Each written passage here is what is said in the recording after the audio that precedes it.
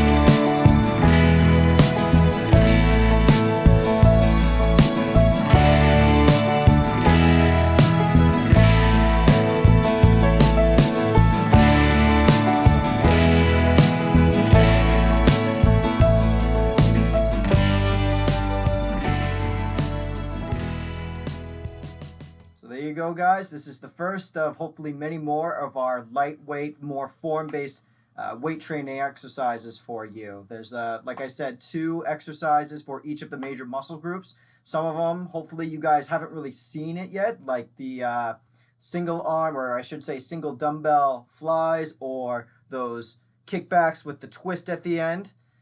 More things like that. Hopefully I can have some more later on, if not this week, then hopefully the week after that, to show you guys, and again, just demonstrating the form. Something I really want to point out to all of you is the weights that I've used. They were either really light for me, or they were just enough for me to get good proper form in for the amount of reps I was doing, such as again, back to those kickbacks with the triceps. That was pretty difficult for me to make sure that my back was nice and tight the whole time while I was performing the tricep exercises, while keeping my elbows in place and not letting them drop down to closer to the floor. And also, if any of you feel like you could go up with the weight, but you want to keep the repetition, that means you totally can. It's still considered lightweight training because of the amount of reps you're doing. Again, 12 to 15 is a really good repetition range, I'd say, to have a very effective light training workout.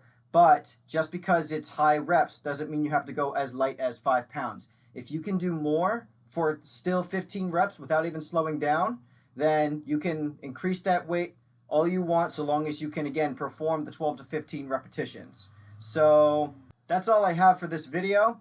We do have more videos if you haven't checked them out, such as our cube fits, both for stretch and strength. They're about 10 minutes long. We also have my garage gains, as well as extreme exercises with Eric, as well as dynamics with Dylan.